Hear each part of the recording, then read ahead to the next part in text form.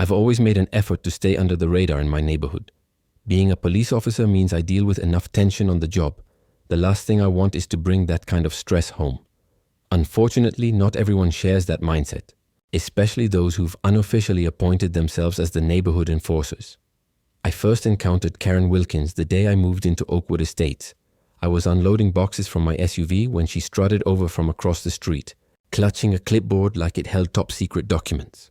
Her tightly pulled back, bleach blonde hair and her outfit, khaki pants and a polo shirt embroidered with Oakwood HOA, would soon become a familiar sight.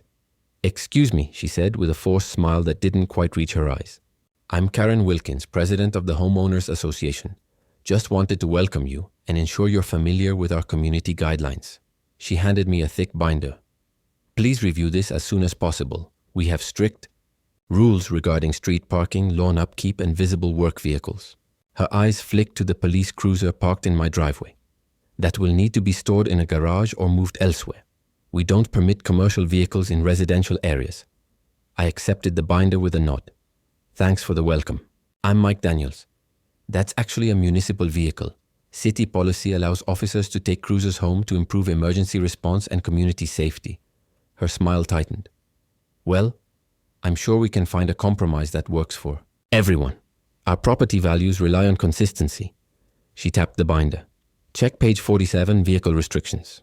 I thanked her again and resumed unpacking, but I could feel her eyes on me as she lingered on the sidewalk, scribbling notes on her clipboard. I had no idea this was just the start of what would turn into a 6-month neighborhood battle. 3 days later, notes began appearing on my windshield. Violation: non-residential vehicle in residential zone. Then, violation: unauthorized signage on vehicle. Apparently, the standard police markings on my cruiser counted as signage. I double-checked the HOA rules. There was nothing against municipal vehicles or any requirement that police cars be kept in garages. I brought it up at the next HOA meeting, but Karen dismissed my concerns and quickly moved on to more urgent matters like Mrs. Peterson's unapproved bird bath. By the second month, Karen had taken things up a notch. She began taking daily photos of my cruiser from every imaginable angle. She'd position herself in front of my house, putting on a show for the neighbors as she documented the violation, even using a tape measure to check how far my tires were from the curb, and that was just the beginning. "Morning, Karen," I called out from my porch. She jumped slightly, then quickly regained her composure. "Just recording ongoing violations," she said, holding up her phone. "You're parked 6 inches from the curb. The rule is 5.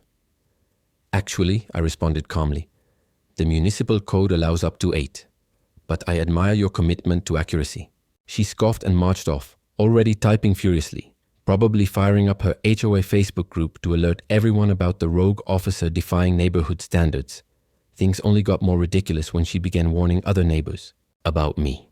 Mrs. Garcia, who lives next door, quietly confided that Karen had been spreading word that I was a threat to the community's appearance and peaceful environment. Apparently, my parked cruiser was ruining the suburban civilian vibe and causing emotional turmoil among residents. Still, I stayed professional. This wasn't my first encounter with someone on a power trip. In my line of work, you learn to stay calm, diffuse tension, and, most importantly, document everything. So I kept detailed records. Every note, every interaction, every made-up regulation Karen tried to enforce. Then came the breaking point. It was a Wednesday morning. I just finished an early shift and got home around 8 a.m. After changing into running clothes, I went out for my usual 3-mile jog. When I returned about 30 minutes later, I stopped mid-stride. A tow truck, lights flashing, was slowly backing toward my cruiser. Karen was standing proudly on my lawn, arms folded, giving the driver animated directions.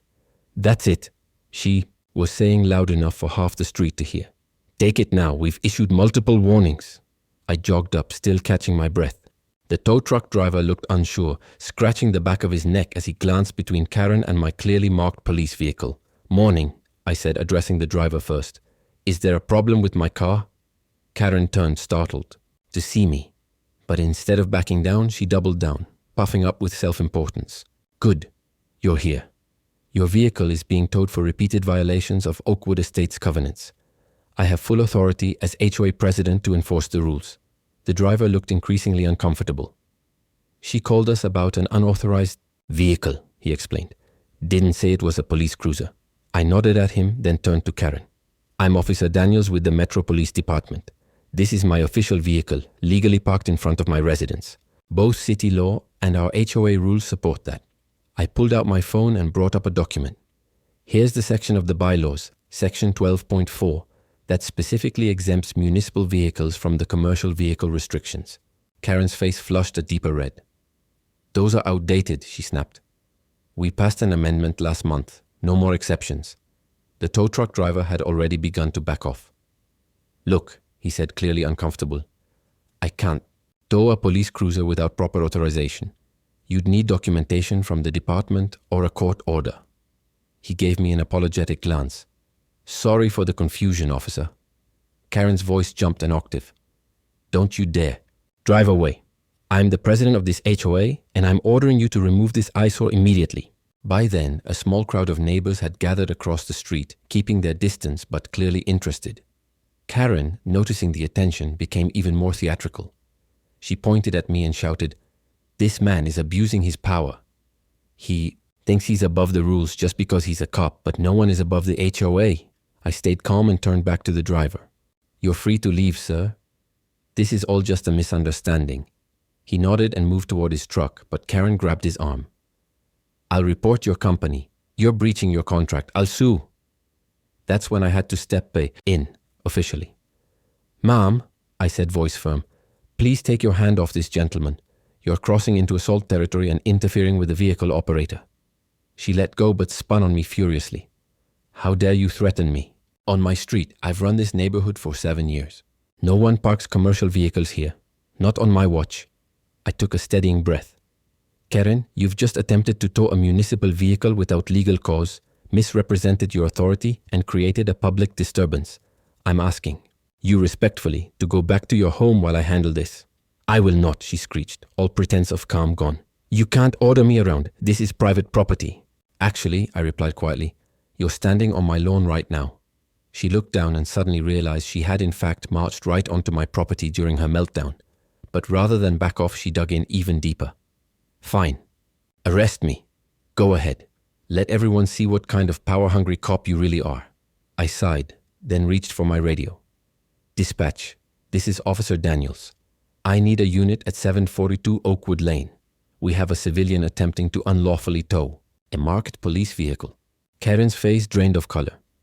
"You're seriously calling the police on me?" "I am the police, Karen. And yes, I'm calling for backup because you're in the process of committing a crime." Less than 5 minutes later, 2 patrols. Cars pulled up.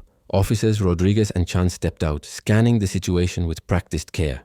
"What's going on, Daniels?" Rodriguez asked. I gave a quick rundown, while Karen repeatedly cut in with frantic claims about her supposed authority. Officer Chan pulled the tow truck driver aside, and after a brief chat, the man confirmed he had been misled about the nature of the call. "Ma'am," Rodriguez said firmly to Karen, "did you claim you had official HOA authority to authorize this tow?" "I am the authority," Karen snapped. "I am the president of the HOA." "Actually," a voice chimed in from the crowd, "no, you're not." Everyone turned to see an elderly man step forward holding a folder. I recognized him from my first day in the neighborhood, Walter Freeman. "I'm the HOA secretary," he said, clearly addressing the officers. Karen has never been elected president. 2 years ago, she served as interim chair of the landscaping committee. That term expired long ago. She's been pretending to be in charge ever since. Honestly, most of us were just too intimidated to stop her. Karen's mouth opened, then shut again. She stood there speechless, looking like a fish out of water. "That's a lie," Karen snapped, her voice rising sharply. "Walter is confused. He's practically senile." Walter raised a single unimpressed eyebrow and calmly flipped open the folder he held. "I've got minutes from every HOA meeting over the past 10 years, he said, his voice steady. "Your name hasn't appeared on the officer list since 2022. In fact, you were never officially elected to any executive role. You chaired the landscaping committee for 1 summer, and that was it." Officer Rodriguez turned his gaze from Walter to Karen, his tone shifting into formal protocol. "Ma'am, I'm going to need to see some identification." What followed was a surreal combination of chaos and justice. Karen flatly refused to provide ID, insisting she didn't have to prove herself. When she tried to storm off, Officer Chan calmly stepped in to block her path. That's when she made the mistake of pushing past him, enough resistance to remove all doubt about her cooperation. With no further options, the officers moved to detain her. As Rodriguez began reading her Miranda rights right there on my front lawn, half the neighborhood had their phones out recording every word. The woman who had spent months terrorizing her neighbors with citations and condescension now stood red-faced and sputtering as she was handcuffed under the same HOA sign she'd once wielded like a badge of honor. But the charges were no joke. They included attempted theft of a municipal vehicle, filing a false police report, impersonating a housing authority official, and perhaps most damning, evidence of fraud. When officers examined the contents of her ever-present clipboard, they discovered dozens of fabricated violation notices, many of which had never been submitted to the HOA. Worse still, there were handwritten logs showing that she had actually collected fines from several elderly residents, cash payments with no receipts for infractions that didn't exist. Karen began to sob as the gravity of the situation hit her, her carefully applied mascara running in dark streaks down her cheeks. "This is all a misunderstanding," she cried. "I was just trying to uphold our standards. The neighborhood needs me." But her voice was barely audible over the murmur of stunned neighbors and the clicking of phone cameras. Later, I learned that she was facing up to 18 months in jail, along with fines that could exceed $15,000. But the consequences didn't stop there. That very evening, an emergency HOA meeting was convened in the community center. For the first time in recent memory, nearly every resident showed up. There was no debate, no delay. Just a swift and unanimous vote to formally ban Karen Wilkins from ever holding any role within the association again. Her abuse of power, her manipulation, and her bullying had come to an unceremonious end. When the verdict was announced, Karen, attending virtually out on bail, stared blankly at the screen. Her face, usually perfectly composed, crumpled in disbelief. She sat frozen, her mouth forming a perfect O of shock as the final blow to her suburban regime was delivered. After months of passive-aggressive notes, clipboard tyranny, and faux authoritative declarations, her reign was over, and Oakwood Estates finally exhaled.